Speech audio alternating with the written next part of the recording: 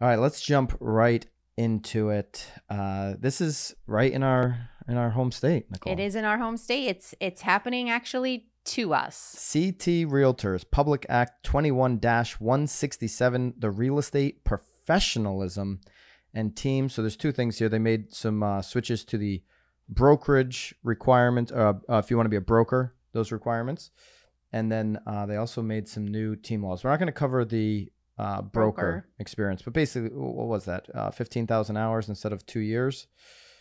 So there you go. A couple changes there. We're going to get right into the new real estate team law in the state of Connecticut. Okay.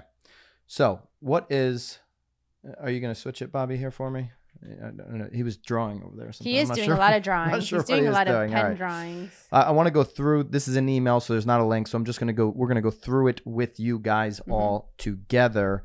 We have a team in the state of Connecticut, so we're paying very close attention to this. So what is the new law? Effective January 1st, 2022, the Act establishes a legal definition of a team and what is required of all real estate teams. So there was never a legal definition of a team in the state of Connecticut. In the comments, is your state operating with a legal definition for a team? I know there's lots of them are, or is your state currently not operating with a legal definition for a team? Okay, so a team is defined as a group of two or more Connecticut licensed real estate brokers or real estate salespersons affiliated with the same sponsor and real estate broker and engaged in advertising as a group using a team name. So they've now come up with this definition. That's their definition, two or more. Okay, great. So you have a definition now. What are permitted and prohibited as a team name? This is where it gets interesting because there's a lot of teams in the state that have been operating with different team names for a long time, building a brand. Building a brand. Right? Building the brand has been built. Brands have been built. Yep. Brands might shatter. Brands are shattering. So team names. Signs are changing. There's going to be lots of things changing. Lots of money being spent. This is a long email. By the way, this is only the third email Connecticut Association of Realtors sent out on this topic. They sent one out in the first quarter of the year. Then they sent one out in April. They actually have the dates in here with the two notices referenced. So 2 emails and then just a jam job. Huge jam. I'm actually surprised that the people sponsoring brokerages didn't reach out to the teams directly that were going to be affected by this. This was totally like just... It was supposed to, I guess, happen in 2022 is the rumor, if anything happened, or more discussion. Well, it is January 1. Well, yeah, it goes into effect. Yeah. But supposedly there was supposed to be more discussion. We'll get into, they had a task force. I think it was a task force of one, but here we go. So what's permitted and what is prohibited as a team name? So it must include full name of at least one licensed real estate broker or real estate salesperson who is part of the team, or be immediately followed by at sponsoring brokerage. Okay, and so there's examples below. Must include the name and contact information of the real estate broker, prominent location in all of the team's advertisements. Now, this goes into effect again January 1st, 2022, but they do not know how big the broker needs to be next to the team yet. They're just saying, hey, you've only got 5 months to figure this out, but we can't tell you exactly how big it has to be on the signs because we don't know yet. Right. Well, it kind of but it's effective January 1st. It reminds me of when the septics, when your well was going into your septic, and they're like, you can't do that anymore, but we don't have anything for you to follow, no guideline to follow. So there's no clear direction of what a team, other than what the team names prohibited and not prohibited, which we're going to continue here in a second,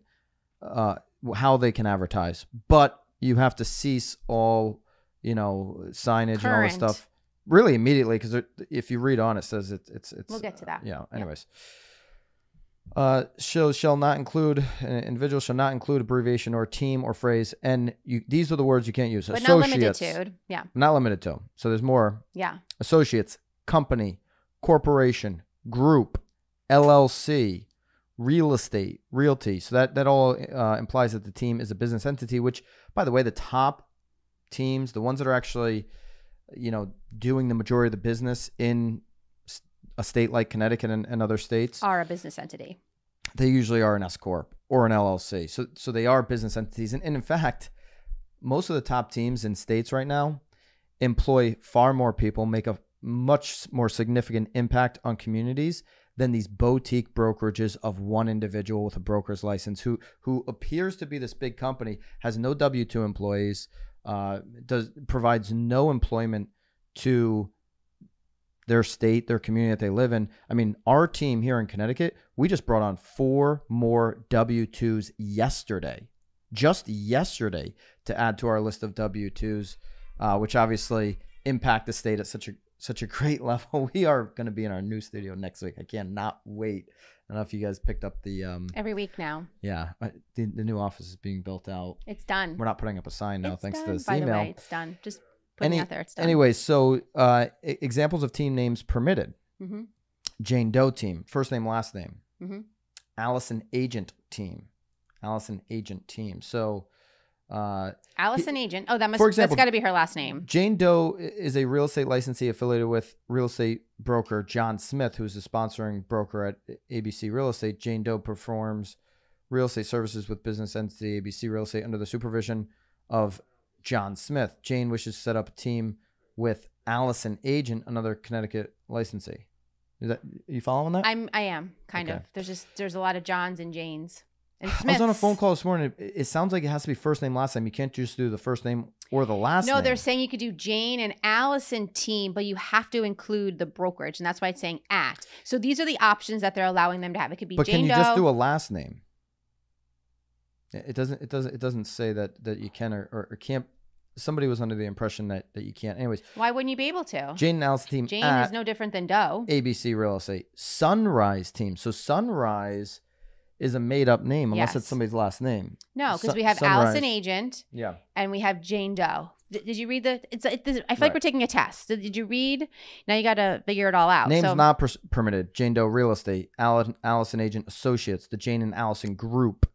Jane Doe team powered at EXP Real Estate. Oh, I mean ABC Real Estate. Powered by Sunrise team with ABC Real Estate. Okay, so those are not permitted anymore. So you can't do with. It has to be at. Can't do with. Has to be at. Or what's the other one? It's at or for or of. I'm sorry, at or of. Yeah. Or at of. Or of. Oh, Yeah. okay. So at or of. At or of. Okay. This is effective January 1st, and they got to require. Teams will be required to register online. With the DCP. That's what they're doing. They need our money. The Department of Consumer Protection. The application will be posted in the fall of 2021, so you can start putting your applications in, but they will not be effective until January 1st. So Department of Consumer Protection. So CTR basically followed the lead of Department of Consumer Protection, DCP. You could call that the DBBP. Department of Big Business Protection, because that's who they're going to protect here in this instance. They're going to make it harder for small businesses employing many people in the state to do business. And who are they going to protect? Who's the biggest business in real estate? Who is CTR too afraid? Department of Consumer Protection too afraid? The state of Connecticut too afraid to do anything to? Zillow. Zillow's just going to come. They're laughing at this. Oh, you little boards with small minds, and you're hiding behind the veil of protecting the consumer. Zillow's just going to come in and get more consumer brand awareness. They're going to get more consumers to use their brand while killing the little guy. How often does a team need to register, and what is the cost? Oh, what do you know? It's all about the money. What do you know? Yeah. Let's just make some money, state of Connecticut. I mean, somebody yesterday got the governor to sign. Governor, please sign this. Just please sign this. Look at all the money we're going to bring in. Just sign here. Just sign here, Gov. We don't need discussion from the real estate community. We sent out 2 emails. Let's just jam it down their throat, and we're gonna have this new fee. Here we go. Let's get into it. Initial registrations are valid for 1 year and cost $565. Okay. Teams may apply for 1 year renewals for $375. A team must notify DCP about any changes to registration information or team transfers within 12 days of the change manner and pay another $25 fee. Right? Yeah. Tax. Okay, fine. Okay. You want to tax more? I understand. You want to tax. You want the money. Take the money. But you're going to invariably mess with a lot of people's businesses here. I mean, these taxes are not the cost of like completely changing a brand and all these all these types of things that some people are going to have to go through. So what will be required? There you go. We kind of covered that. Well, but go up though. We now have to real estate team registration must include the team name, the name and contact information for each team member. Yep. So you got to put each team member in there. Okay. I wonder if they're going to charge you for adding team members, because we add team members often. Here's what I do like about this. Is there now a clear definition of forming a team? There's a lot of I've known people, one person that has called themselves group team before. I'm like, hey, who you got on the group? Well, it's just me right now, but I named it group to attract a group. You know, you've seen that before. Where you got one person. So at least there's a definition. It creates a standard of which to operate. You know, I'm okay with that. What is the responsibility for the broker? Obviously, the same. Other specific regulations. And so this is where it's funny. It's like, okay, you've picked a date. January 1st is effective. You sent out 2 emails, Connecticut Association of Realtors, and now you're jamming it. You got the gov. Way to go. You got the gov to sign yesterday. But right now there's a statute, but advertising regulations are expected in the future. Okay, I don't know about you guys, but I'm planning my 2022 now. I don't wait till December 15th and you can't get signage and all that kind of stuff. Well, I mean, we've already donated in our sponsors at events. For example, the regulations are expected to require the company name be the same size and as prominent as any team name. The regulations are expected to require that the company name be the same size and as prominent as any team name. So brokerage, team, side by side, prominence. Okay. Who created these rules and why? Okay. There has been a work group at DCP, the Department BBP, considering concerns of the public, industry, and the DBP staff. Okay. This all started with one individual at the DCP, former real estate agent, been in the business a long time, has not employed many people throughout that long career. And so this was a work group, potentially force of one, you know, somebody speaking in echo chamber, and CTR basically just rolled over here for the DCP because they sent out 2 emails. They never really included the brokers, the teams, the agents. They've gotten some issues from consumers on confusion, and that's really where they're going with this. Is consumers totally get it? Hey, is that a broker? Is that a team? Is that an agent? What is going on here? Yeah, you know, and so that's where they're at on this. Basically, who created the rules and why? There has been a work group force of one. There was concerns about a lack of transparency as to why it was being advertised to the public as a real estate agency. So basically, they sent out 2 emails and made massive changes on the 3rd email because of some concerns. They don't reference studies. They don't reference conversations with the industry. Concerns included the creation of names without legal authority to operate without a business license or any visual apparent relationship between what was being advertised in its connection to the real estate broker. So some concerns come in, boom, massive changes, no discussion.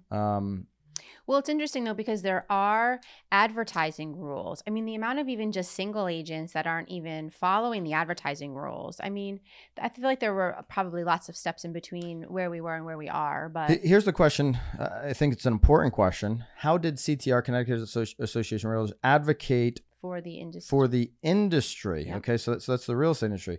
The legal interpretation for the state was that teams could not advertise, provide real estate brokerage service since they were not licensed businesses. The primary issue for CTR was to permit teams to be able to advertise to the public. So they want CTR saying, we want to keep teams. Yeah, of course. We want to keep teams. That's the right move. First of all, they know it's better for the industry. How many solo agents are out there on their own with no training, no support?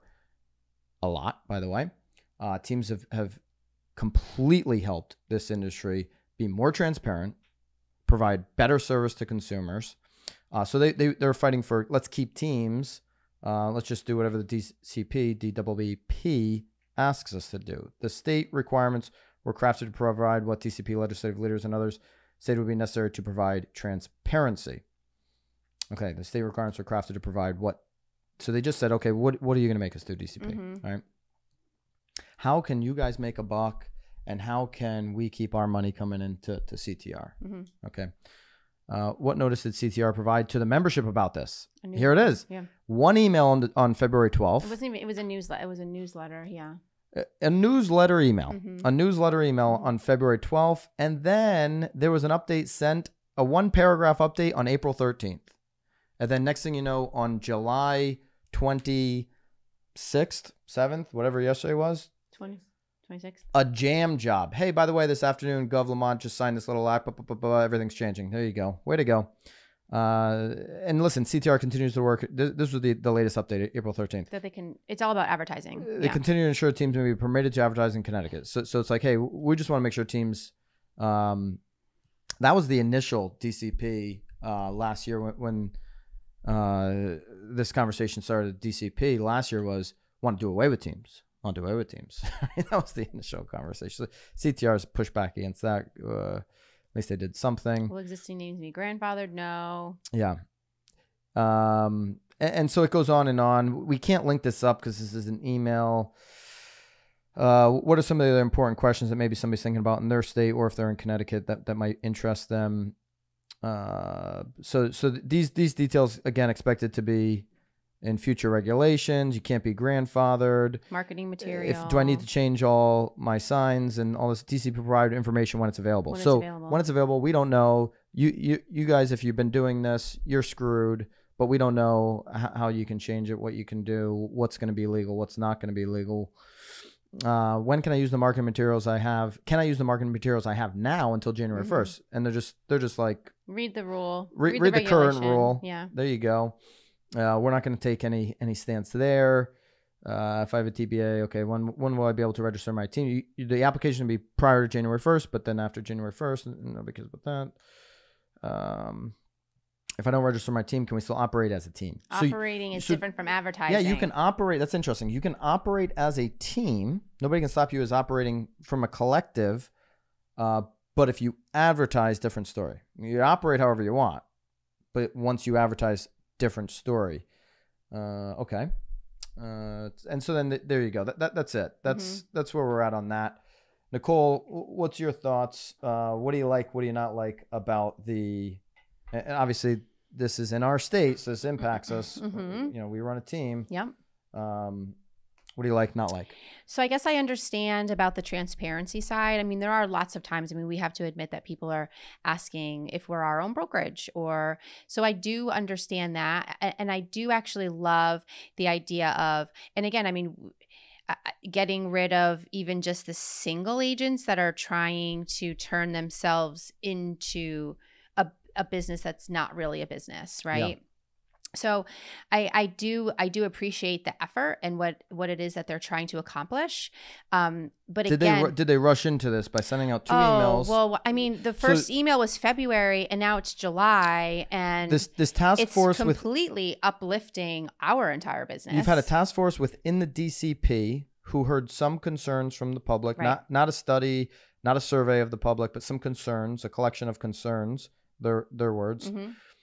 In communication with CTR from February until July, they've got enough information to make sweeping changes. Oh yeah, these are. And they're done. This is changing. This is locked and loaded. The Gov, we got them to sign it. Way to go, Gov. Businesses that are businesses. Yeah. So did they rush into it? Obviously. Yeah. Who'd they even talk to? So there should have been more discussion with the brokerages for sure, because you're going to see now teams go brokerage. Okay, leave the brokerage, leave the broker that they've affiliated with maybe for a long time, that they have a great mutual respect for, that they've worked really well together, they've served the community well, and now you're going to see more brokerages. And it's so funny. It's like you can have this mom and pop brokerage of one person, right? A boutique brokerage. But because they've decided to go brokerage, they're one person. They can appear like they're some big company, but they're not employing anybody. Right. They're not doing any good for the community. The more these big teams grow and actually employ people, the more tax is being created, far more than the little $300, $565 fees that they're going to collect. It feeds people's families. It grows communities. Well, I think you're holding people back from building businesses, and you're letting Zillow come in and eat your lunch. CTR, Connecticut Association of Realtors, and any other board in any other state that's doing something like this, that's focusing their time here and letting the Department of Consumer Protection just add fees instead of actually caring about consumers. What you're doing is you're eating your own, and you're creating an atmosphere where companies like Zillow can take more, because Zillow doesn't care about the National Association of Board of Realtors. They probably don't even care about the DBP. Double BP. Double BP. I feel like you keep changing it. Yeah. Double P, double B. And, you know, they're going to get bigger. They're going to get stronger because of things like this, because you're taking people, entrepreneurs that want to grow a small business to serve their community, and you're putting more regulation on them. You're making it harder for them to compete. So this goes against what our president wanted in the last Real Word, where he wants it to be easier for real estate agents to be licensed, to work in multiple states, to compete. Well, that's what's interesting too, is because if you get a team in here that is called company from another state. Gov Lamont, call your boy, Joe B. I wonder if we move our license to Rhode Island. Like maybe our main office should be in Rhode Island. Are we allowed to still be here advertising that way? I don't know. But it's interesting. It is. I like the fact. A lot to chew on. It makes your brain kind of spin. I like the fact that they did go out and say we need a definition around this, because we're only and be established as a true business. I love it. Yes. Love that. Yes. Right. Well, you were a huge supporter of that when I heard it in February, because you were hoping to kind of wash out the ones that we're doing. But no team committee, no agent committee, no brokerage committee. Or at least ask you, how are you running your team? Yeah, how is your team run? Just a task force within the Department of Consumer Protection. No consumer committee. No consumer feedback, except for a certain amount of concerns on one side of this conversation. So.